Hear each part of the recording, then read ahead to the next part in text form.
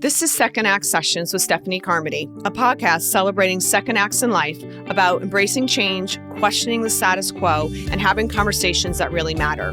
If I've learned anything, it's that your second act is yours to define. No matter what chapter you're in, your second act can be the most powerful yet. Welcome to Second Act Sessions. All right, welcome back, everyone. I'm so excited to have today's guest, Tony Lynch, who is, I feel like you're so multifaceted, Tony. You do so many different things. You are a grief coach, you do speaking, you are a podcast host, and you have a couple of nonprofits. And also, did I read that you are a fitness trainer as well? I'm a fitness trainer, magazine. I just started That's right. Revamp my magazine, so I got that out, and I got a couple books coming out now. I love it. Congratulations. So, You're welcome. as you know, we spoke earlier this week, and like I said, your story is truly remarkable. So before we get into what you're doing now and how long you've been doing it, I would love for you to share your story, as briefly as you can, of course, about, what you've been through to, that, I guess, why you started being a grief coach and everything that you've created to help other men in particular. But obviously, as we know, grief, does not discriminate, right? We all struggle with grief from one time or another, whatever it may be. But I really love if you wouldn't mind sharing your story, because when you shared it with me, I'm flabbergasted. It's truly remarkable, and you are such a true testament to perseverance. So I'd love to hear your story. I appreciate that. Of course. Well, in order to get the full gist of it, you have to go all the way back to the beginning, right? Right, That's why. right. That's where the healing starts. Yes. So, first, I'm a survivor of childhood molestation. I was molested twice when I was 6 years old by my neighbor's son, and that is where everything really started. Because after it happened the second time, after it happened the first time, I did try to tell somebody. I tried to tell my family, and no one believed me. I got the words of, boy, don't nobody do that to young men. You need to be more worried about protecting your sister and this, that, and another. So, and then when it happened again, I put two and two together. I said, no one's going to come and save me. I'm only 6 years old, and already this is my mind. No one's going to come and save me. But there was also another side of it. Well, if no one's going to come and save me because no one's going to believe me, then that leaves the doors open for me to get him. Right. In order for me to get him caught up, I'm going to have to put him in a position. And so when he tried to do it the third time, I tried to kill him. Are you serious? I stuck a knife in his stomach. And I told him, I said, well, you have one or two choices. You can either deal with that, go to the hospital, and everybody's going to know what you did to me, or you're going to have to deal with it on your own. But either which way it goes, from this point on, you're never going to touch me again. How old were you when you did that? Were you 6? Was this around 6 years old as well? Wow. I was 6 years old. Oh, my God. That's horrible. And so after that, he never touched me. I went back to being what everybody thought I needed to be as a kid, riding bikes, skateboarding, hanging out with my friends, bullying my sister, straight A student in school. And when you're damaged like that, everything else looks different. So I started looking at the streets a little different. I realized that there was people out there just like him, if not worse. So I'm going to have to become something different. Right. But I can't just do it because if my mom finds out, she's going to break me in half. Right. So I have to be very strategic about things, right? So I started, I'm still doing the kid things over here, but I started being more influenced about what was going on the streets, the drug dealing, the gun toting, I was attracted to the violence of it, right? And I thought to myself, like, I can do some stuff over here and not get in trouble for it. So I did. And, just like every little kid, you go out there and people just kind of look at you, boy, your mom going to break our butts if she found out that you're out here with us. You need to be over there playing with the other kids. And I just kept going over. I just kept going around them and hanging out with them. They run me off. And I did that for a very long time. And then at the age of 11, I started seeing them walking around with Timberlands and, we Gen X. They had the goose down jackets and the little hats and stuff like that, the little jerseys. And I was like, man, I'm tired of wearing hand-me-downs. But I can't make a whole lot of money because my mom's going to know something. So I'm going to have to do it a little different. Right. So And they still ran me off for a little bit. And I remember I had a little money in my pocket. I went to my buddy and I said, man, look, before you run me off, Hmm. I just want to make a little money, just a Mm. little money. He Mm-hmm. goes, man, how much money you got? I told him, I said, this is what I got. Mm-hmm. He says, so you coming over here with crackhead money? I said, that's all I got. Right. He goes, man, you need to put that back in your pocket and go get you some penny candy or something like that. And he ran me off the first time and I came back again. Same thing, you know. I probably had $5 more to my name to add to Right. it. And he's Mm-hmm. looking at me and he run me off again. And I come back again, you know. And finally he's like, man, look, I tell you what, you're not going to go anywhere. You're just going to keep annoying me. So I'm going to teach you what you need to know. You know, Wow. I said, Was okay. this at 11 years old? Or was this a, Yeah, a this couple at of years? 11 years old. This at Oh my 11 years old. gosh. So I Wow. gave him my money. He goes, I'm going to give you this. Mm-hmm. And I'm going to explain to you what it is. Mm-hmm. This is a nickel rock. This is a dime. This is a 20, right? You gave me this money. The goal is that you want to make double the amount that you gave me. Mm-hmm. And then when you do that, you come back and see me. I'll hook you up.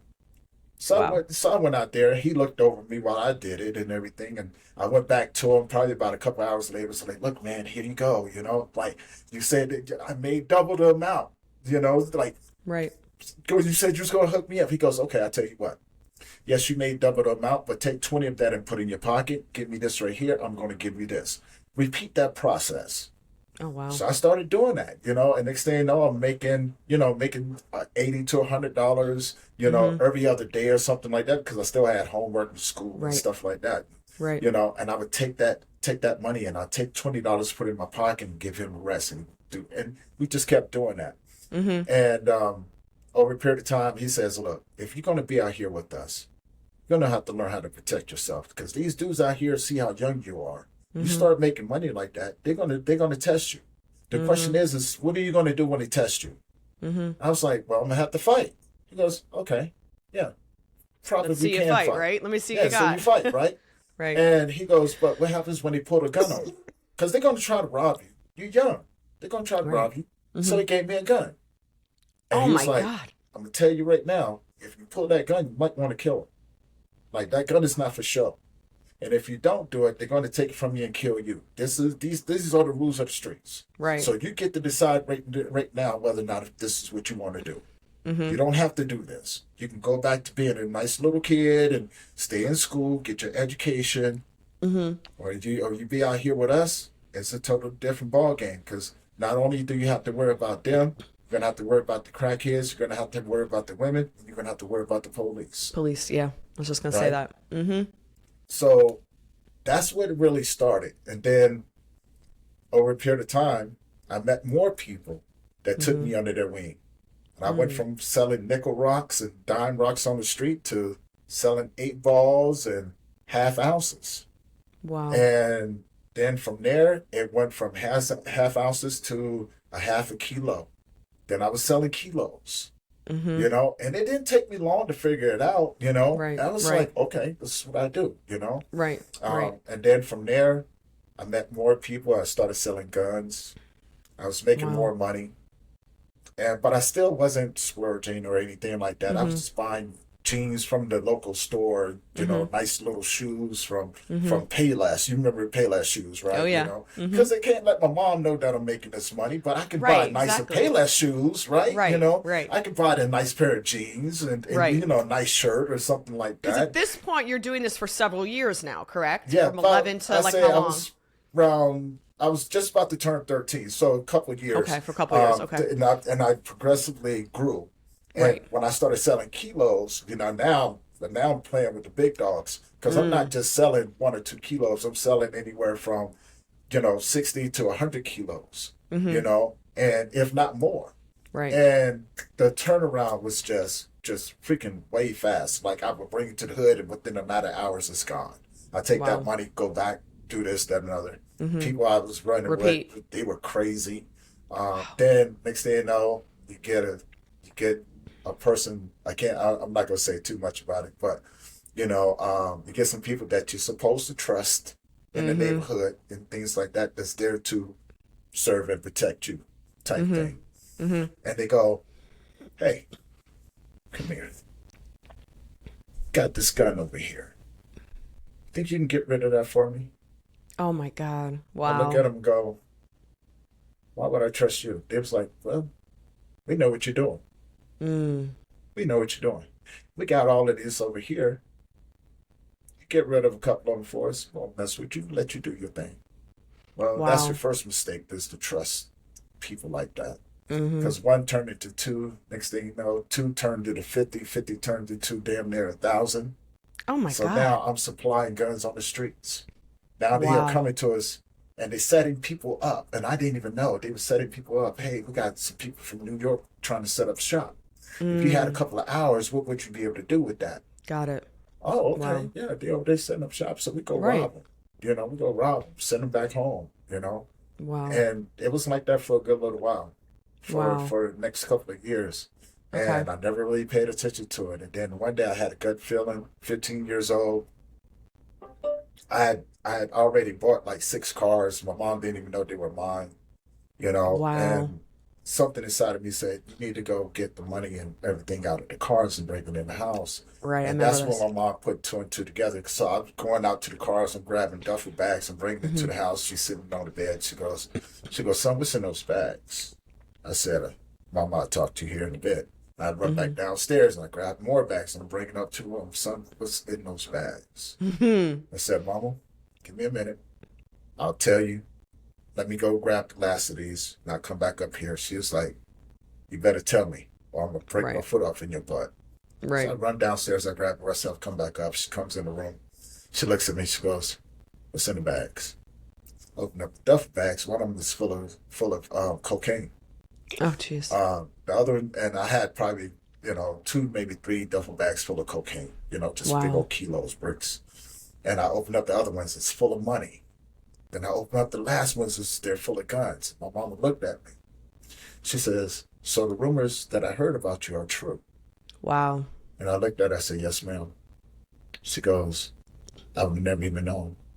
You still keep straight A's students, straight A's in school. You're about to graduate valedictorian. What are you doing? How long have you been doing this? So me and my mom had to have a talk. She goes, well, who are you dealing with? Right.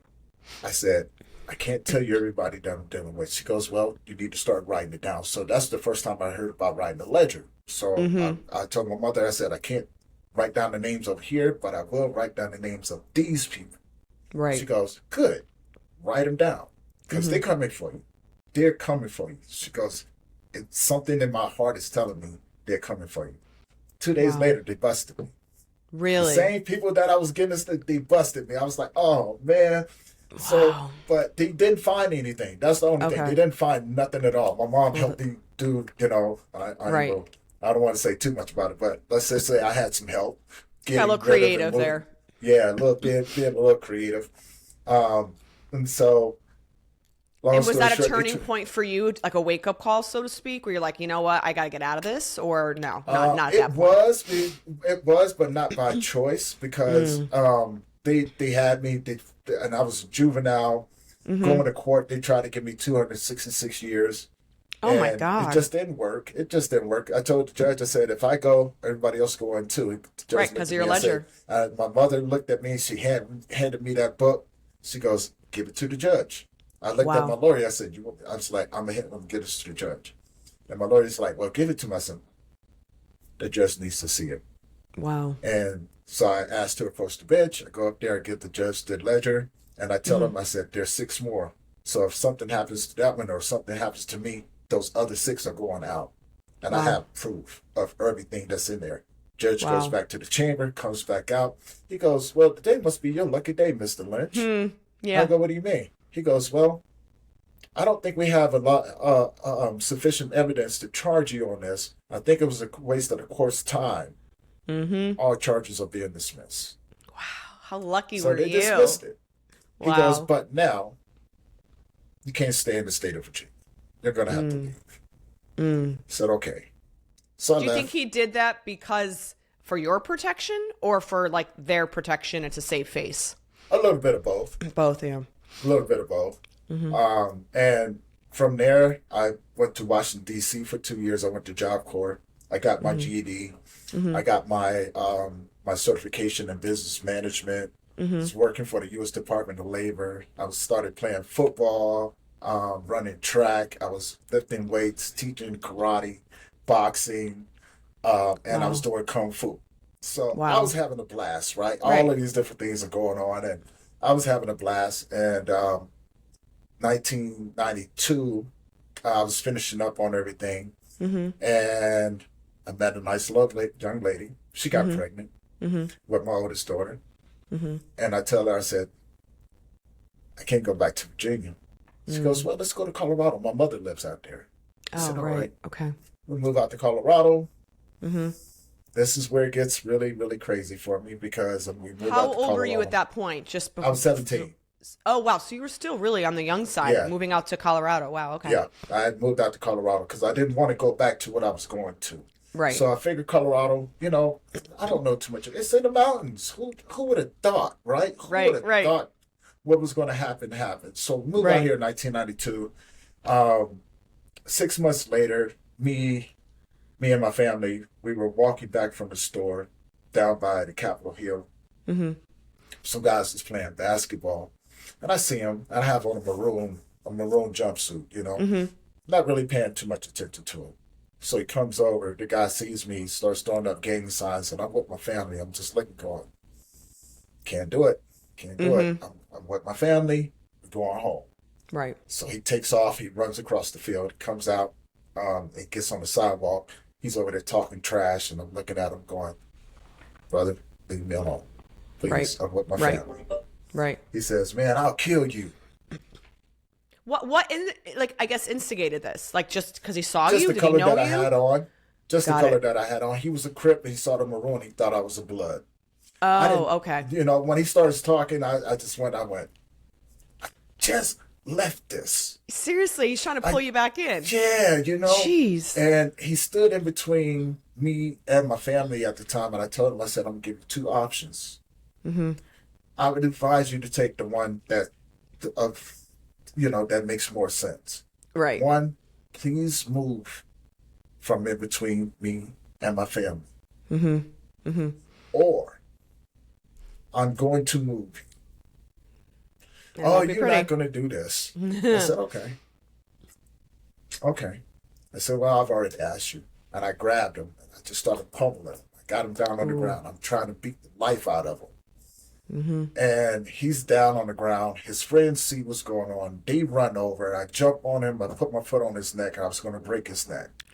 Oh God. And they come over, and I take off my my top. I'm tatted. I got tats all over my arms. So now they know that I'm not a blood. I'm a Crip. And they're looking at me. They're like, "Oh man, why didn't you just say anything?" I was like, "Because I'm with my family. Right. I ain't got time for all of this. I'm with my family. Right. See that little girl? That's my daughter. That's my lady right there." Right. I asked him to leave me alone. He's like, "Man, let him up, man. Let him up. It's all good." So I let him up.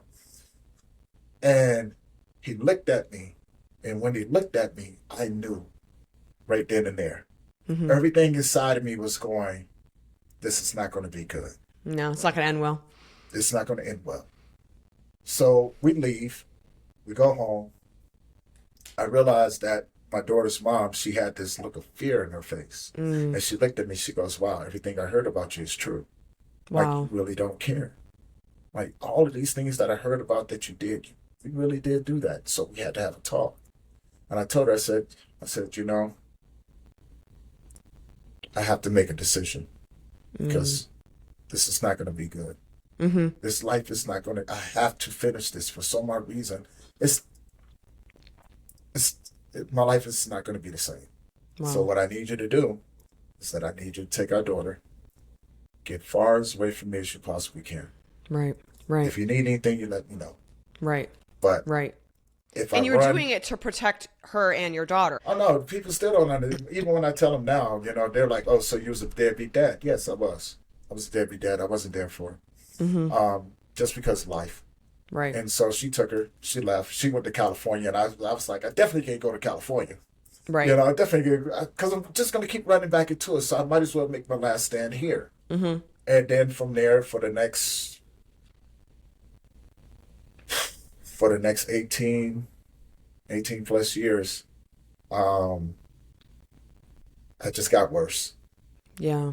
I fell so deep into the gang style life. It was not pretty. And this is all in Colorado. This is all in Colorado right now. Wow. And Wow. so when they left, I went to live in a hotel, called myself trying to get a job, at least try to do something, because I'm not trying to go full-fledged back into it. And next thing you know, I'm in a hotel, not knowing where I'm at. I'm meeting more people that are doing the same things that I'm trying to avoid. Next thing you know, I'm meeting people from my hood. I'm just like, God, man. How And easy a it was though, sequence to of events. slip back into it in a way, right? And and I was right back out there doing it again, right? Wow. Lost my job, went back to selling drugs, gang banging out on the streets, fighting all the time, running in front of police. I mean, you name it, I was doing it, Right. And it was different.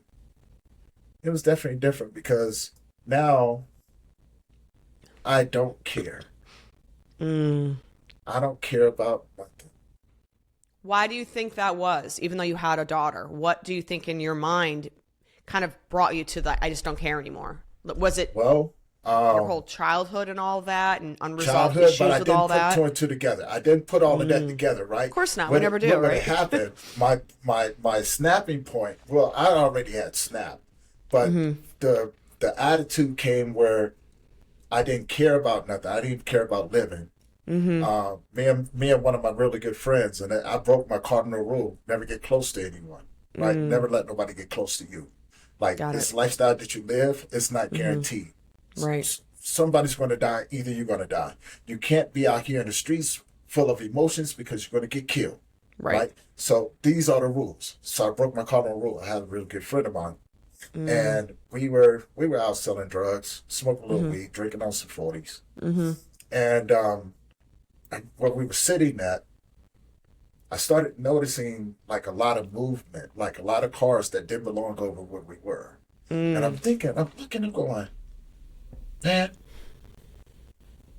them the Pyrus over there. They're not supposed to be this close over here. They belong over across the tracks over here. They don't come over here. And I started seeing it a little bit more. And I'm sitting around and I look over and now I can see cars coming down the streets and everything.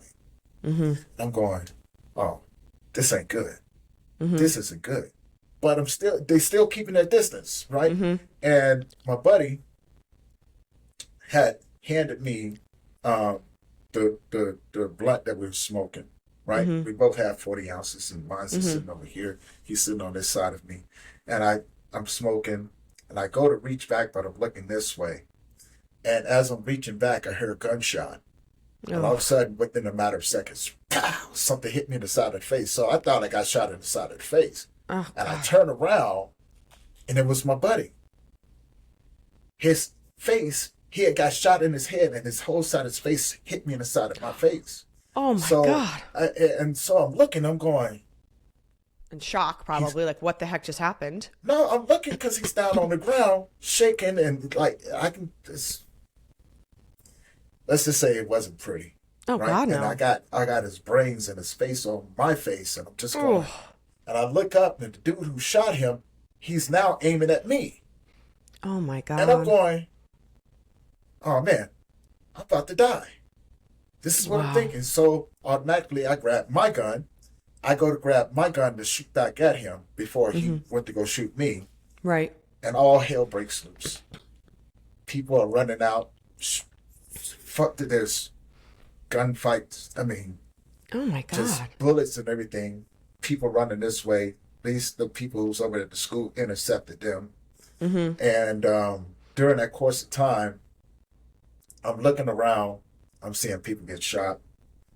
I see this little girl running down the sidewalk. She's trying to run home. She couldn't be no more than 5 years old. The guy that was going to shoot me, turns around. He takes his gun. He shoots 3 times. And as he's shooting, I'm watching him, and the bullets hit the little girl. And pretty much took her head off. Oh, my God. This is awful. Next thing you know, smoke started to clear. starting to get quiet, people screaming. And I get up. My buddy's still laying on the ground shaking. Just thinking to myself, like, this is life. Wow. This is life. My buddy, one of the bigger homies, is yelling at me, get up, get up, get up. And I'm looking at her, I said, cuz, we gotta take that little girl home. Wow. We gotta take her home. God, She literally lives right around the corner. She's our neighbor. We gotta take her home. So I go over. He's like, man, let her lay there, man. Like, we gotta figure this stuff out, man. We gotta do us. We gotta take the little girl home. Wow. And I went over and I grabbed her. I took her home. Her mom was in the door, saw everything. She was mad. She was crying. She was hurt. She's like, where's my daughter's head at? I was like, I don't know. Oh my God. Her head is all over the ground. At Oh that my present God. point in time, I stopped caring. Mm. After you see stuff like that, you have no more fear. You know that this is, you got, either you accept it or you're going to drive yourself crazy. You're not getting out of this alive. Well, it seems like the what's bottom gonna of the happen. barrel. This is as bad as it can get. You're in it, right? Yeah. Well, it don't get any more true blue than that. You know what I'm saying? I mean, I was true blue to it through and through. Of course. I accepted the rules. I did not care. So whatever came along with it, came along with it. Robbing, stealing, fighting, fast cars and fast women, right? Wow. I mean, and that's just the way that it was. You're going to have people that you don't get along with. Hell, the people that you with may be the ones who try to kill you. Right. So it's a very, very lonely road. And they just portray it to make it seem like it's family. No, your own friends will kill you. Trust me, I know. Wow. Wow. After that, 1994 comes around. I get busted for drugs, or so they say. But they sentenced me to 5 years in prison. 5 years? So in 1994, I got sentenced to 5 years in prison. I go to 5 years. Okay. And I do 2 of those 5 years in solitary confinement. I get out in 1999. So, what am I supposed to do? I got to go back to surviving again. I'm going back to the streets. I'm going back to the hood. And, I got to make some money. In early 2000, I was shot 22 times by some rival gang members. 22 times? Yeah, 22 times. And yet you did not die? No. I got up and walked home. Oh, my God. Yeah. They saw me.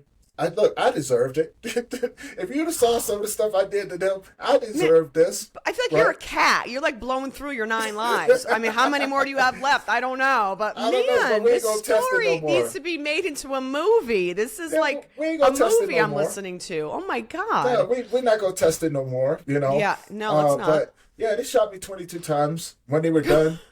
You're like, just 22 times. Yeah, I got up in one. Well, if I add up how many times I've been shot, I've been shot close to 34 times. Oh my God! Wow.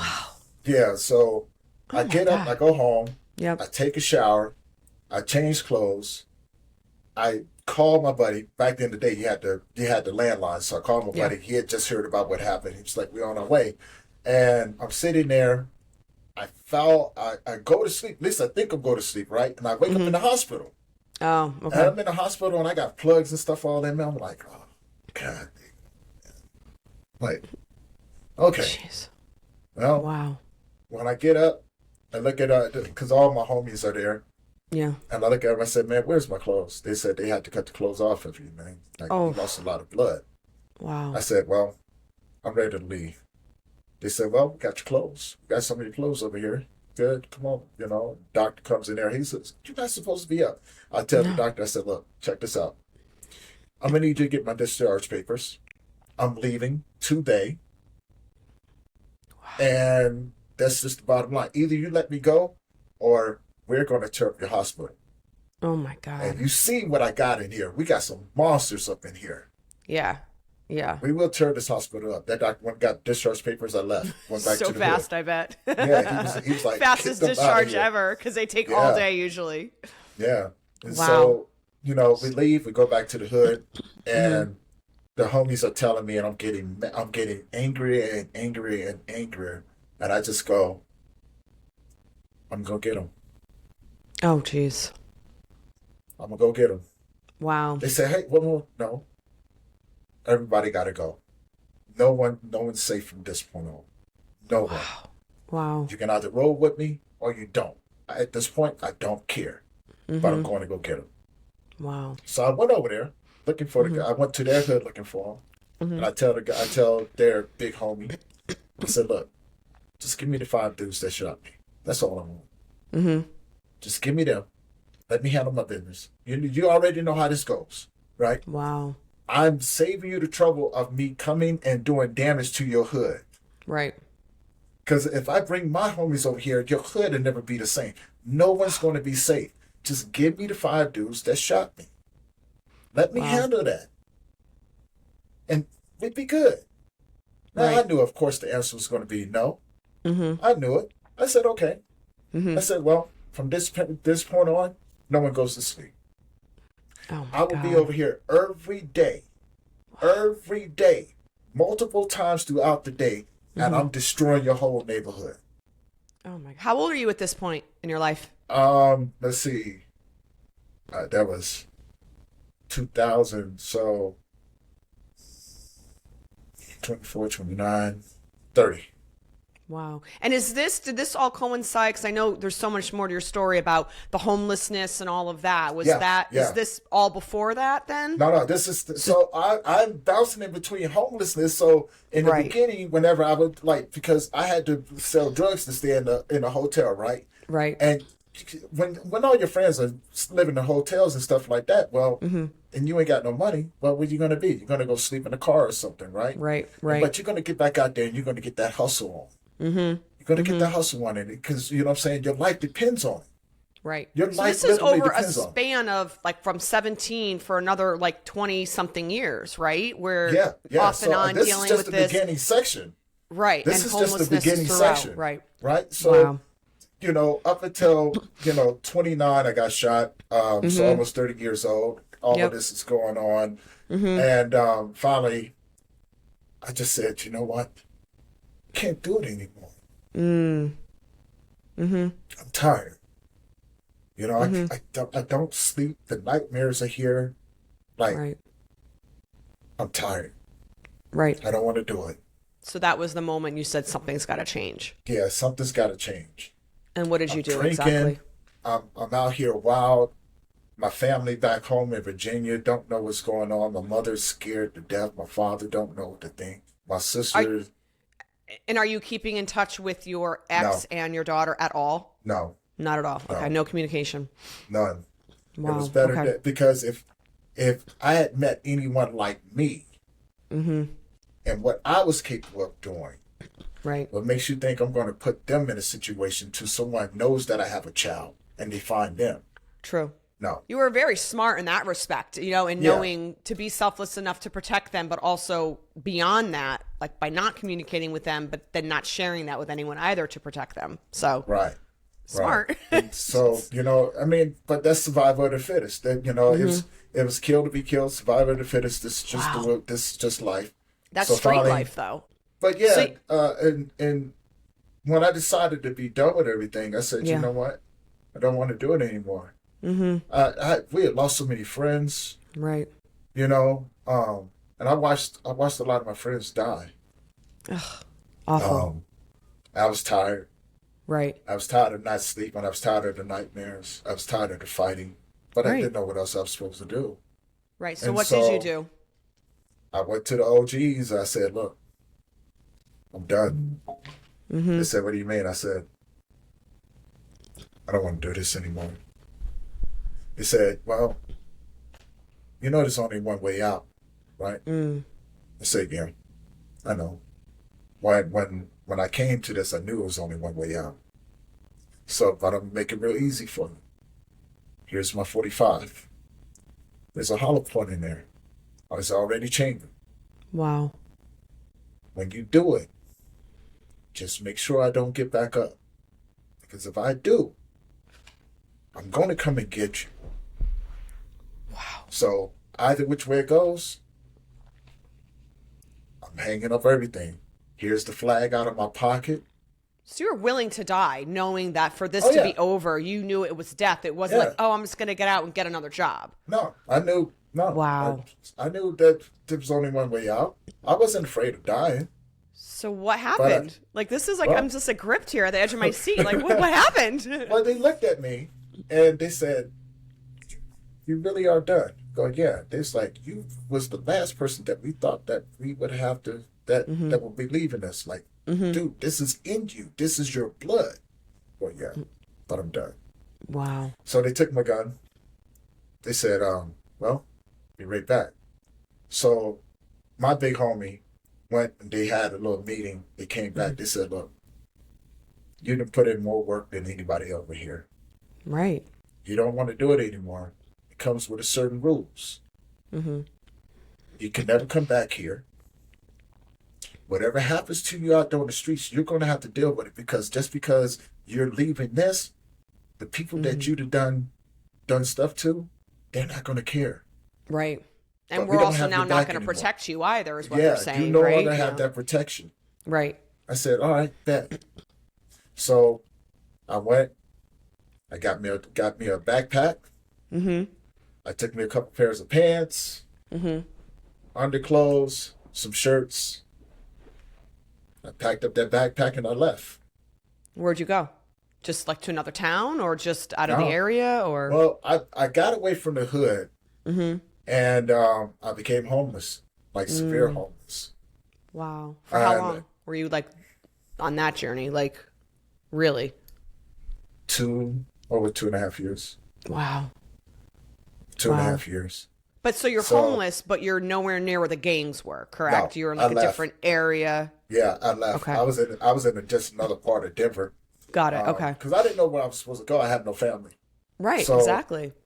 And I wasn't going to rob anybody else. I wasn't going to sell any more drugs. I wasn't going to do nothing. I was going to take it. I knew I was going to figure it out. I just didn't know when. How or right. Okay. So, I mean, I got to a point to where I was breaking into abandoned buildings, sleeping in trash cans, Jeez. eating out of trash cans, sleeping under bridges, wherever I could, behind in bushes and things like that, anywhere that I can just get away and feel safe just for a little fraction of it, Right. Right. up throughout the night. Right. Sometimes I would break into people's cars just to sleep in that back seat if it was raining or really cold out or something like that. Oh, jeez. I would do that, Yeah, and it I gets never quite begged cold nobody. in the winter there. That's for Yeah. sure. Like, how did you manage Yeah. the winters? Did you go to homeless shelters as well then? No. No. Why not? Because the homeless shelters was in a part of the hood. Oh. It was just in a different hood. I can't Got go it. there. No. Right? No. It's like if these sending an things over there- alcoholic to a package store. There you go. There you know? go. And that's Wow. when my drinking got really, really bad. Okay. Just to stay warm majority of the time, or just to, just to forget what was going on, because life was pretty bad. Now, were you just dealing with alcohol, or did you also have a drug problem as well, or it was just alcohol I for smoked you? a little weed. Weed, But other okay. than But that, I nothing didn't do like anything. harsh. Okay, right. No, Okay. nothing bad. That wasn't Thank my God thing. for that, at least. That wasn't right? my thing. Okay. My biggest addiction was violence. To be Was honest what? with you. Violence. Violence. Wow. you That's know. interesting. But Wow. when you're out there like that, you ain't got time to be violent. You're Right. just trying to survive, right? And here's a funny section of that. So where I used to camp out at, there across the street used to be this old abandoned office building. And I would wait late night and go around and climb in through the window, and I was sleeping there. Well, across the Right. street used to be this Winchell's. And so I used to always watch him bring these big old bags of donuts out in the middle of the night and throw them in the dumpster. Right. And so he would call himself trying to locking it. And I figured out how to get in there to get the donuts out. So Right. I used to hide behind the dumpster, and I would wait till I hear him throw the donuts in there. Right. And when he did, I would go grab the donuts out and go run across the street to the little abandoned building. Oh, jeez. That was your meal for the day, right? That was my meal, right? Wow. And so I was sitting there and I eat all the donuts and stuff, and I was sharing with the other homeless people Oh, and that's stuff nice. like that. And I used to do that all the time. It got Right. to a point he knew I was back there, but he never said anything. Oh. So he stopped locking the dumpster. He would leave it unlocked. And one day I went over there. I was sitting behind the dumpster, just waiting for him to throw the donuts out. You know, I'm pretty hungry. Right, of course. And he throws the donuts out. I go in there, and when I grab the bag, there's a letter or envelope in there saying, "Hey, I don't know what sort of situation you're in, but you can have the donuts. But also, here's $20. Hopefully, this helps you out." Oh, wow. And that was the last time he saw me, because I was like, I was embarrassed. I was ashamed. And I remember one night during a blizzard, I was sleeping under the bridge with a couple of other homeless guys. This is something out of a movie scene. So we had the big metal trash cans. We set the trash can on fire. We're sitting out there drinking a bottle of Jack Daniels. It was so cold that the other homeless guy that I was with gave me his jacket, because all I had was a T-shirt. All my other clothes was gone. You know, I hadn't showered probably about 3 months, something like that. So it was pretty grungy. Wow. And we fall asleep. And then in the middle of the morning, something like that, heard his voice that says, "Get up. Get up." And I'm looking around because I thought it was the other homeless guy. And I'm looking around and everybody else is asleep. It is dead cold out here. It's a blizzard. Wow. And I'm out here with nothing on. But I got warm, and I took the jacket off and I put it back on the other homeless guy that was out there. Wow. And I sat there for a minute, and the voice said, "Walk this way." Wow. I go, "Walk this way." And for some odd reason, I just followed it. It can't be any worse than where I'm at. Exactly. Why not? Right? It can't be any worse than where I'm at. Wow. But I walked for probably about, I would say, 3-4 hours. Oh, my God. Walking, just walking. Wow. And I get to a certain point, and the voice says, "Stop." This voice says, "Stop." And I look around. Now it's starting to get a little cold, right? The sun's starting to come up a little bit. Right. I look around. On one side of the street, there's hotels and a little bar. And on the side of the street that I'm on, there's a building over here. And on the other side of the building is a Safeway. So I go to the Safeway, and I'm sitting there, you know, sitting at the bench and everything. Like, what am I supposed to do now? Right. I know nobody over here, but what am I supposed to do? Right. And here's his voice. What's going on? Yeah, right? like, obviously, okay, we you know, assume it's probably like, God talking to you and guiding you and directing you. I didn't know it at the time. Of course not. I didn't know it, right? But I'm sitting there, and I'm at the back of the building, and there's a row of trees and bushes on the other side with this little walkway that goes in between them. And I started seeing people come out the bushes, and they're going into this building. Now, I'm pretty freaking hungry, right? Maybe it's a soup kitchen. Right. Maybe it's a place I can go get some coffee or something like that, maybe warm up before I go on about my way again. Right. And I get there, and there's a sign on the top that says, "Labor Ready." So it's a day labor place. Oh. I didn't know nothing about day labor, so I go in there, and I'm just like, "Hey man, what is this place?" They're like, "Oh man, you know, like you can go out and you can make some money for the day." Really, how much? Oh, about $48. But that's more than what I've had in a very long time. Exactly. Very long time. I got an ID on me. So I go up to the front. Now, mind you, I hadn't taken a shower in about three months now. Right. You know, I'm pretty bad off. I'm sure you look very handsome. to say the least. To say the least. Oh, and that cologne was awesome. Bottle that. Yes. You know, you can sell that to skunks. Oh my God! So what'd they say? I go in there. I sign up, get me a cup of coffee. They send me out. Oh, wow. I made $48. And what did you do? What'd they have you do? Do you remember? I went out and I shoveled snow. Oh, okay. Got it. And I made $48, right? I made $48. I come back and I get the $48, and I remember the hotels across the street, so I go over and I asked the lady behind the counter, I said, "Ma'am, how much is it for a night?" And she tells me. I said, "Okay." And it dawned on me, "Well, how much is it for a week?" She goes, "Well, it's going to cost this much." I said, "Okay." She was like, "Would you like a room?" I said, "No, ma'am." You know, I said, "But I will be back." Right. I will be back. Now that you and know. I walk back across the street. I go to the Safeway because I was like, "Well, I got enough money to get a room for the night." But you know, like, what if I don't go out tomorrow? Right. You know, then I got to be back out on the streets.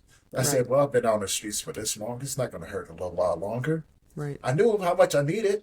Right. So now you can save up and try to work more. Right. Yeah, if I keep making $48 a day, that's over $260 a week. 240, almost $260 a week. Yep. If I do that for 2 weeks, I can pay for a room for a week, have money in my pocket, for just in case if I don't go out, I can still pay for another week of the hotel. Hopefully I can get out and et cetera. So I did that. I went to the Safeway. I spent $8. I got me a rotisserie chicken. I sat up there and ate. And I started following the guys into the bushes. They had a whole little encampment back there, so I was asleep back there. Oh, wow, okay. And every day I would go to the day labor. And I was so blessed that I kept going out every day. Wow. So I got this money up. And I go back over to that hotel room with this money in my hand. I said, ma'am, I would like to have a room for a week, if you don't mind. She says, yeah. I get the room for a week. I get in this room. And it was nice. Yeah, it must feel like heaven. Right. Right? It had a little TV in there, bed and bathroom. Shower and stuff. And I went, well, I don't have any clothes. I can go to Walmart. Right? I can get me a couple pairs of jeans, some socks, some underwear, maybe some shampoo because I had real long hair at the time. Right. Some toothpaste, maybe some deodorant, The essentials. Yeah, the essentials, right? I can spend probably about $60 and get everything that I need. Right. Because back then it didn't cost you much. So I did. I went there. I did that. And I went back to the hotel room. And I jumped into the tub, called myself taking a bubble bath. I'm 6'4". You don't fit in a regular tub. No bubble baths for that height, right? Yeah, but I did. I was like, oh my God, this is nice. I'm washing my hair, I go and lay on the bed and I turn on the TV and I just laid there for a minute and I was just rolling around. I said, well, I should order a pizza. I haven't had pizza in a while. So I ordered a pizza. And, a big old 2-liter of Pepsi, cherry Pepsi. And I sat there and I ate that pizza and drank that Pepsi and watched a little TV. And I got up and I stayed focused on going back to that day labor. Stayed focused on it. Right. And they sent me out every day. And then they sent me on the job where I was making $116 a day, working for a postal service, helping build that. Right. And I had that for probably about a couple months. Okay. So now here's where it gets tricky again. Oh, God. Because I'm an alcoholic. And I didn't know. Right. And there's a bar next door. I'm thinking I'm doing pretty good, Right. I got a little money in my pocket. Right. I'm not messing with nobody. Let me go over here and have a beer. Maybe a shot. I deserve it. I got to drinking. I got to drinking a lot. Then I met some more people that used to drink. And we drank a lot. Wow. And I lost everything. Wow. Again, right? Just like that. Again. Yeah. Wow. So, but now I know what I can do. Right. I know how to get myself out of this. Right? It's not the first time. So I went back to doing it. Okay. And, wash, rinse, repeat. Right. And everything was going good again. Did you get help with the alcoholism or did you just try to stay away from it and stop Well, drinking? that came a little bit later. Okay. That came a little bit later. So I did that. I ended up losing everything again. Luckily, I meet some good people to take me in, treat me like family. Nice. I get a good job moving furniture, making really good money. Everything's going good. I'm staying. These people have taken me in. First time in my life anybody's ever been kind to me. Wow. And I ended up losing a couple good friends along the way. And I ended up leaving there and moving somewhere else. Well, actually, I ended up leaving there, going to prison in Arizona for a year for trafficking of marijuana, which I finally found out that I was set up. I come back, I'm like, I got to do something different. Right. Now I'm in a whole different set of Colorado. Now I'm living in the mountains. Okay. Right? Got it. So I get out of Arizona. I leave Evergreen, Colorado. I moved down to Golden. I lost everything. Moved down to Golden. And then from Golden, I moved from Golden to Lakewood, from Lakewood to Arvada, from Arvada back to Lakewood, from Lakewood back to Arvada. My right? God. So I'm bouncing around from place to place to place, Wow. you know, all these different things. I finally meet another guy, Mm-hmm. one of my really good friends, James Maxwell. Mm-hmm. He takes me and he goes, man, look, where you staying at? I said, on the streets for the most part. He goes, man, look, I got a little room in my garage. I rent it to you for $250 a month. Mm. So I got that, right? Right. $250 a month. It's Mm-hmm. where it gets interesting again. Because Okay. me and James, we like to drink and go to the bars, Oh, right? geez. Here we go. Right. So Right. yeah, but you know, like, so now we're doing that, right? Mm-hmm. And then I meet another guy. He goes, man, I don't know what you got going on over here. He goes, you kind of rent out that little bedroom in there. I go, yeah. Mm-hmm. He goes, you got a job? I go, yeah. He goes, look, I got a house down in Denver. Oh, Nice little wow. one and a half bedroom. Mm-hmm. Beautiful yard, you know, washer, dryer, everything. Mm-hmm. If you would like, I would like to rent it to you for $500 a month. Wow. I said, what? He Wow. goes, yeah. I said, you got a deal. Mm-hmm. So I moved into my first place. Wow. I still drink though. Uh-oh. I just drink with style now. I got my own place now, right? Exactly. You elevated your game. I elevated my game. Look, I elevated my game, and life is going pretty good. Like, the place is really, really nice. Yeah. And now me and James, we have a rule. We go out on Friday. We go to the little Piggly Wiggly on Friday. Mm-hmm. We go to the Brick House, which is a club, right, Mm-hmm. on Saturday. Mm-hmm. And Sundays we go to church. Oh, that's hysterical. That is Oh hysterical. my God! Does I your said, friend at this point know and realize you have a drinking problem, or he also Oh, has yeah, a one drinking too. problem? Okay, so you're both we both enabling had each other, one. basically. Yeah, we both Got had it. a drinking problem, right? Okay. But we was the best of friends. Right. Don't get any better than that. So Wow. we're doing that, and now I'm feeling myself, right? Right. Like, Right. okay, I got a decent job, you know, making pretty good money. Look at you me. I'm know. on my way. Making, Right. yeah, I'm making anywhere from $700 to $800 a week. Mm-hmm. You know, paying $500 a month. I go, Mm-hmm. okay, I can do some things. Right. So I said, you know what? I like women. Mm. I really like women. Mm-hmm. Always have. Mm-hmm. But I don't want a commitment. Mm-hmm. There's a lot of women who go to the bars and to the Piggly Wigglies. Mm-hmm. Might as well start doing the whole one night stand thing. Oh, Lordy. Oh, I did. I did. Of course you It did. was- You're like, yeah, go I big or was- go home. That's your motto. Go big or go home, you know? It's like, well, you know, it would be pretty cool if I had Right. a woman for every night of the week. So I did. Wow. And if they start catching feelings, I can get rid of you. I can get two more. Go. I get two more. Yep. Well, that's how I Wow. met my son's mother. Okay. Right. Exactly. She was supposed to be in a one night stand. And she kind of stayed around, and I was just like, that wasn't the rules.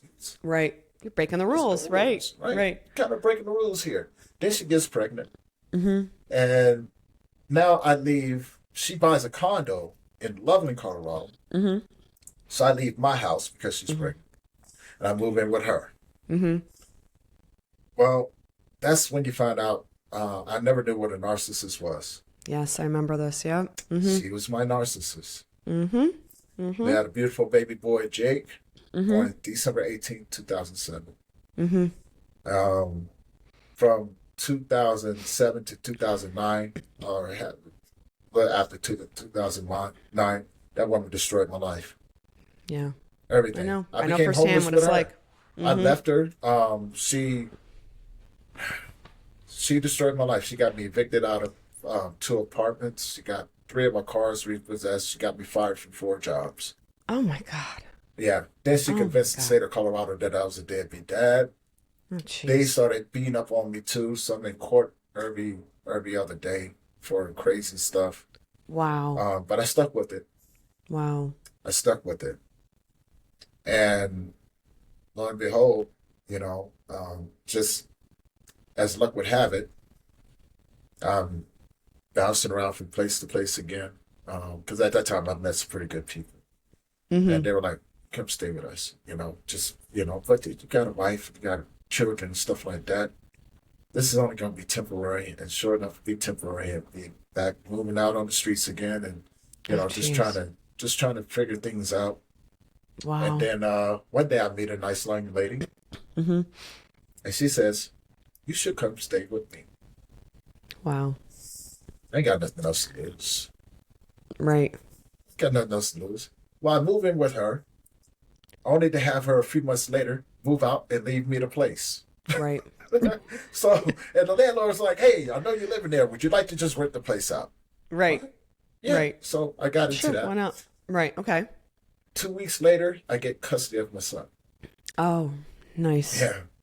Because they finally figured out I wasn't the crazy one. She Thank was. God. Good. Yeah, I Good. wasn't the crazy one. She was. And so they're like, okay, you know what I'm saying? Like, this is what we need to do, etc. I get custody of my son. How Then old my is your son at this point that you got custody? He's almost 3 years old. Okay. Okay. He's almost 3 years old.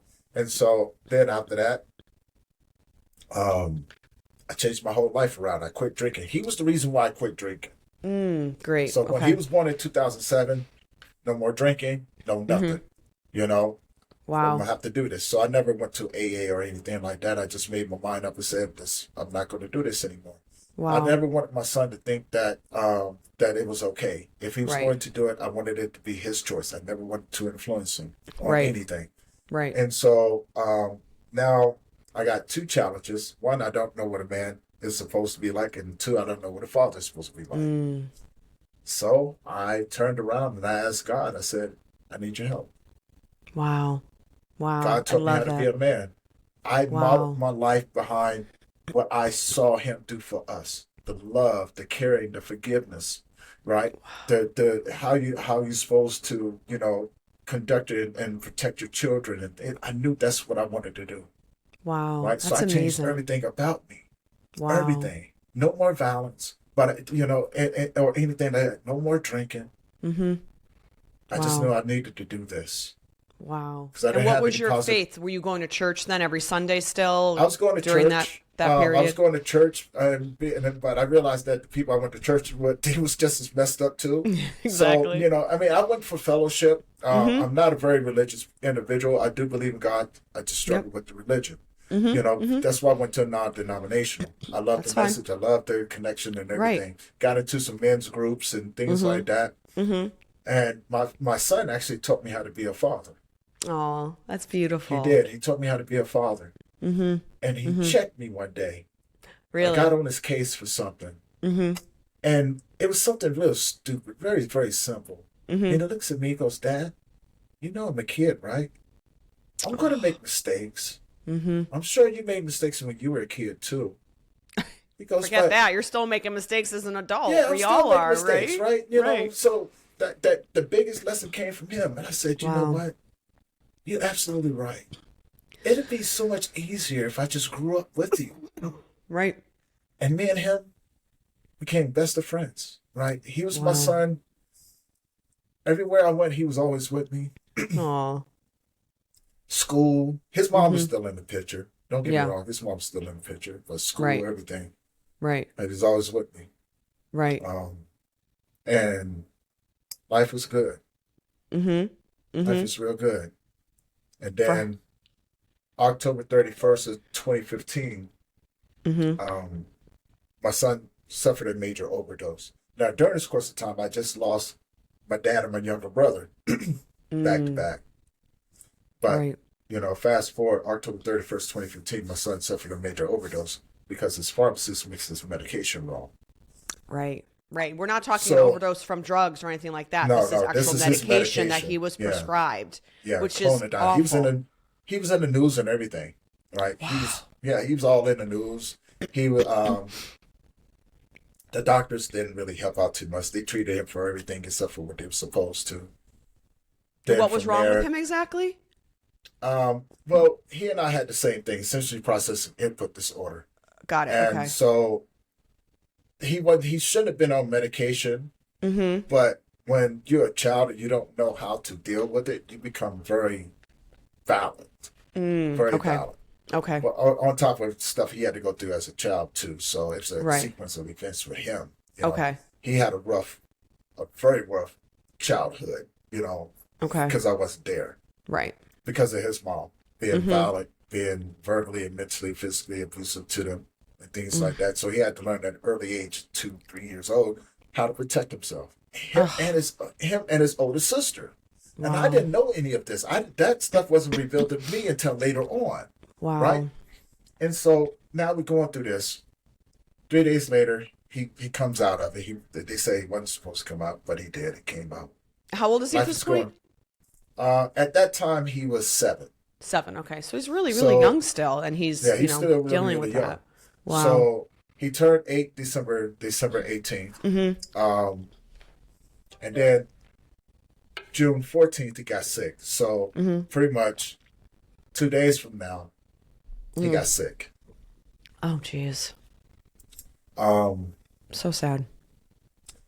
June 16th, I watched my son die. Ugh. From unknown causes. So he literally, this is a repeat. He literally passed away the day after Father's Day. Oh, my God. Crazy part about it is, that's my mother's birthday. Oh, my God. Well, you know where he's at now. Obviously, he's with your mom for sure in heaven. So wow. Father's Day and my mother's birthday fall on the same day. My son passed away the day after, just like it's coming up now. Father's Day is on the 15th. My son passed away on the 16th. Oh, wow. So, yeah, it's so how do you react to that? And I know obviously that is part of, where you come in as a grief coach, not only from your own personal life, from your childhood and everything you went through, but then obviously grieving the death of your son. I mean, how did you cope with that? Or navigate that grief for yourself? Very painfully. Yeah, I bet. Because I didn't know what to do. Right. I didn't. I did what came naturally to me, was try to fight back. Made some really bad decisions. Because shortly after that, 2 years after that, I lost my mother. Oh, so now I'm the only person left. I'm outside the of your sister, sister, my bloodline, right? Aside from my sister, right? But I hadn't talked to my sister in almost 30 years. Right. Wow. So it was, I didn't know what to do. Did God help you through that, or your faith in God help you through that and navigate that? I was so mad with God, I didn't even want to talk to him no more. Okay, understood. Because I didn't understand it. I changed my whole life around. I became obedient. I did everything you asked me to do. And then this happens. And you just taking everyone away from me. I'm alone again. Right? So I said, I fix you. You ain't gonna whip me. You've already hurt me. But you ain't gonna whip me. So I started dating again. First mistake. Because I lost everything. The girl I got involved with happened to be a racist. Oh, jeez. So I lost everything. I lost my personal training company. I lost my home. I lost everything. So I'm back on the streets again, bouncing around. Wow. Until I tried to take my life. Oh, jeez. And that's how I got here. Wow. Because in that moment, that voice came back. And it gave me something, and showed me something that I never understood. And this thing was called grief. And this knowledge, this beautiful knowledge started coming to me. And I didn't know where it came from. And I just remember being excited for it. I wanted to know more about it. Like it was so fascinating to me. Right. I was like, I want to know more about this. And that's when I figured out how to heal. And I started going backwards in life, pinpointing where everything started. And I had to heal those different versions of myself. Yes, 100%. Although I'm still homeless. 2019 rolls around. I said, you know what? I want to take this thing to the next level. I got all of this stuff going on in my head. I'm going to take it to the next level. What am I going to do? I want to serve the community. I want to do grief work. I want to provide a space for men like myself. Right. But I just don't want to do the mental health. I don't want to do the addiction. I don't want to do the suicide idea. I don't want to do none of that. So I'm going to bring in some other people and I'm going to help them. Right? Well, first lesson. You don't trust nobody. No matter what you do, don't trust nobody. Because those people were the same ones who tried to destroy me. although they didn't pay for anything. I started working nights so I can do this during the daytime. Right. But working nights kept me off the streets. Right? Was I tired? Yeah, but I was willing to put in the work. Right. And I paid for the office space. And I brought in these people and I helped them build up their nonprofits. And I finally realized, I was like, I got to focus on what I need to do. They didn't like that. So they drove me through the mud. They talked bad about me. I was selfish there. I was all kinds of names. And and I didn't know what I was doing. And just all kinds of stuff. So 2020 rolls around. COVID. Everything shuts down. I'm growing. Right? Still don't know what I'm doing. Just knew I wanted to do it. Right. You're just doing something, like just putting yourself out there, right? I'm putting my foot down, right? So now all of this other stuff is happening. Like I have to leave the office space. I go virtual. So now I don't know nothing about social media. So now I know that I have to build up a social media presence since everything is virtual. So I got to learn that real quick. Well, actually, I stumbled into it. First year and a half was horrible. Anything new is challenging, no matter what it is. Right. It's and I didn't, learning I didn't anything know. new. Yeah, right. I didn't know. Right. But I learned, right? I'm meeting more people in the grief field. I'm going, man, I just want to learn. Right. Right? I want to know more about what you do. Right. And they didn't want nothing to do with me, And then finally, the doors opened. And because I kept my head down, I said, you know what? Fine. No one's going to help me. I'm just going to have to do it. I stepped with it. And I started doing it. Now all of these people, I'm starting to meet all of these people. Now, here's where another thing comes in. I'm noticing no one knows each other, but I know all of these people. Right. So now I'm podcasting. I started my very first podcast, Members of Us. I'm meeting all these new people. And I'm like, this is exciting, but it's sad because no one knows one another. Right. I think I'm going to start the very first ever Global Grief Conference. Right. This is the end of 2021. And then, actually, this is end of 2020.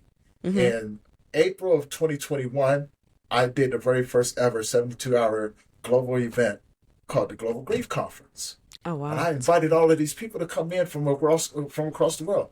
Didn't charge them. I said, you know what? I want y'all to come in. I want you to do what you do. Really just that simple. We're going to have a virtual space for you. And I'm going to pay for everything. Wow. But I want to reach those communities out there that don't know that you're there. Right. Right. Didn't know what I was doing, but we pulled it off. 72 hours. Wow. That's amazing. 2023, we did it again. That was the second. We just did our third one this year. Wow. Our third annual one. Wow. During that course of time, I managed to travel the world and do guest speaking. I never got paid for any of the guest speaking. I just needed the experience. I thought it was exciting. Became an author, 2-time author. First book went international bestseller. Wow. My production team left me. So I started my new podcast, which is the Grief Let's Talk About It podcast. Revamped it, did things the way that I wanted to. Turned out pretty good. Started a magazine. Jeez. What have you not done now? It's amazing, right? Yeah.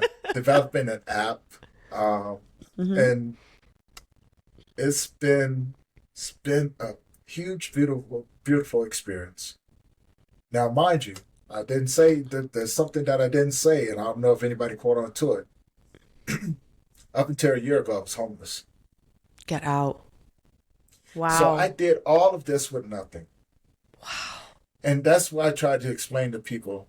Wow. You got more than me. I just did this. Right. And I had nothing except for a dream and a vision and a discipline to keep going through what I was going through, no matter what happened to me. I was homeless. No one helped me. People tried to destroy me, talk bad about me, kick me when I was down. And I got up and I forgave them. I didn't go back after them. I took it. Yep. And now I'm sitting here talking with you. Isn't that amazing? I know you keep saying you didn't have any help, but you did have God, because I see his hand in your life, whether you knew it then or not. I know obviously now you know it, whatever your relationship is, but that voice was him directing you, guiding you, and, just keeping you he's with you, right? Like, Yeah. and kind of keeping watch over you, which was so beautiful. So then you started all of this homeless, and your main purpose really is to help men in particular dealing with grief, correct? And then that's sort of It started off that way. So that's my main thing, is to help men like myself. Right. But it turned into something bigger. I wanted to serve other people, not just men, but women. Yep. I wanted to provide resources for them. And so grief became my gift and everything that came along with it. I was like, my gift belongs over here, but it's so much bigger than that. Right. And I began to just wanted to focus on helping people find resources so they can heal. And so that's where the Global Grief Network comes in. Right. Everything just kind of fell into place where everything else. And I was like, if I'm going to be a servant of the world, of our communities, I have to be committed to it. Right. And it comes with its own price. Right. It comes with its own price. And I'm willing to pay the price for it. That price is, I understand the role that I play in people's lives, the path that I'm on, and realize that I'm just here to do two things: walk others to their destination and make my way back home. Right. That's it. No more, no less. Right. Wow. I'm not in it to hurt people. I'm not even in it to not in it to find what people think that I'm looking for. Right. It's right. just trying to go back home. So when you are working with, whether it's a man or a woman, what I guess advice or tips or guidance are you sharing with them as they're struggling with grief? Is it more you're just sharing your story and showing that, look, I understand, like, you know what I'm saying? Or like, what are you sharing? Because my story don't have anything to do with it. They're not here for my story. They're here for what I carry. I'm obligated to give it to them. Right. So the first thing I do is I start to ask them, how do you really feel? A lot of people don't know. So that's the first thing. Let's learn how to articulate what you're going through. Okay. Right? And be really, really honest with yourself, because that's part of the process. You got to be honest with yourself. Right. Then we're going to start to work on the things that you're struggling with. Okay. Whether it's addiction, mental health, or both. Okay. Are you struggling with suicidal ideation? Let's work on that too. I have resources for you. Got it. So we're gonna work on these things. So we're not working this on one part of a person. We're working on the totality. Of that individual. And so you're going to then connect them with any of the people, the resources you have that can help specialize in that. Exactly. Got it. Okay. No that matter makes what sense. sort of grief you're going through, I know somebody that can help you. It's not about me. It's about you. And then from there, we're going to surround you by other people that get what you're going through. It can lift you up, right? They can be there, speak life and love into you, right? They're going to speak life over you and speak life into you. Then they're going to speak love over top of you and love into you. Till you get it, you have to love yourself. Right? Yeah. You have us. It's bigger than just this. It's a community. There's a brotherhood and a sisterhood. Right? Yep. That's what we want. Together, we're better. Wow. I'm just here. Right. You're just a connector in a lot of ways too here, just to help everybody. That's it. So are you working with people more virtually or in person or from all walks of life and all over the world, or what sort of clientele have you been helping? All over. Okay. I got over 32,000 men nationwide and international. Wow. I work with organizations from across the world, internationally as well as nationally. I got 13 satellite locations international.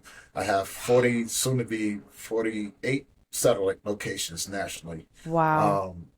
And connecting people all across the world. No one gets turned away. Right. No one. Right. And I'm just happy to be a part of it, to be honest with you. It's so beautiful. And I tell people, if God can do this for me, imagine what he can do for you.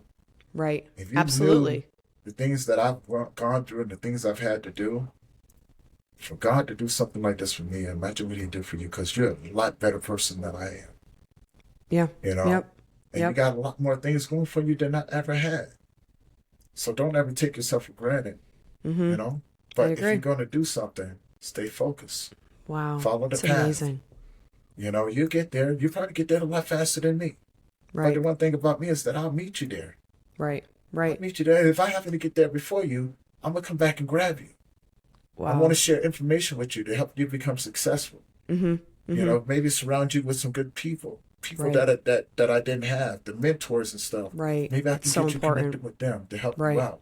Right. Right? To be I a don't want you to have resource to and to struggle the way I help. did. Right. Yeah. Right. I don't want people to have to struggle the way I did. No. I- But I I- think I know you what it's had like to, right now. and unfortunately, God had you do that because He knew your purpose, right? Maybe well before you did, and that you had to go through that in order to be able to help everybody, right? Like, no matter, you are the expert in so many different sort of struggles and survival and whatnot. So I feel like you've been there, and now you know exactly what they're going through and how to help them and how to guide them, right? And connect them with the right people, which is, it's so beautiful. And so I know we need to wrap up soon, but I wanted to know what is on the horizon next for you. I mean, we talked about all the things you're working on, but what are you excited about, or what do you have coming up that you're looking forward to? The next stage of life, conditional love. Yeah. Yep. Developing that superpower for people.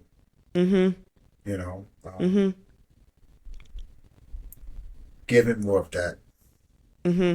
Whatever that entails, I never know. Right.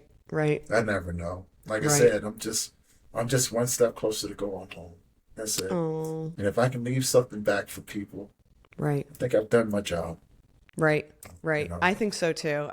Like I said, I know there's so much more we could cover, but your story is just, like I said, so remarkable. And I'm glad you're able to share that with my listeners and viewers, because I think no matter what you're going through, it could always be worse. And honestly, in your case, it was worse. But you persevered, and look at you today. Look at how successful you are, and look at how you overcame it through the grace of God. And I think that's just so, so beautiful. And your story is so, like I say, it's so remarkable. And I just can't thank you enough for sharing that with me. You're inspiring to me, and I'm sure you're going to be inspiring so many of my listeners. Like I said, this isn't a podcast just for women. It's for all ages, men and women, because we all struggle with life. Life is not easy. We're all going to have grief. We're all going to have trials and tribulations. And I think it's just a matter of what you do with that. Do you persevere, or does you let it cripple you? And then that, and that's the end of your life. I mean, that's so sad. I'm so glad you didn't. I'm so glad you kept, persevering. So, and you're here to share your story. That's amazing. So thank you. I want to add to what you just said. No matter where you go, what path you're on, you're always going to end up where you need to be. Absolutely. Absolutely. I believe God always has you right where He needs you. Exactly. Whether you like it or not, it's where you're meant to be. And I think once you understand that, you can really get through anything. You really can. Because you have all that you need at all times. You have all the resources and everything you need, So amazing. That's the key to it. Right. I agree. Don't take nothing for granted. Realize that it's not personal. And no matter where you're at, you're right where you need to be. Yep, 100%. I love that. Thank you so much, Tony. I look forward to speaking with you again. And thank you so much for, like I said, sharing your story and being so vulnerable and honest. I really appreciate that. I appreciate the opportunity. All right. Thank you, Stephanie. You got it. Well, thank you all so much. I hope you have a great day, and we'll see you soon, and God bless. God bless. Thank you. Thanks so much for listening. Be sure to subscribe to Second Act Sessions on YouTube, Spotify, Apple Podcasts, or wherever you tune in. And if today's episode resonated with you, consider leaving a review. It helps more than you know and makes it easier for others to find these stories and start their own second act.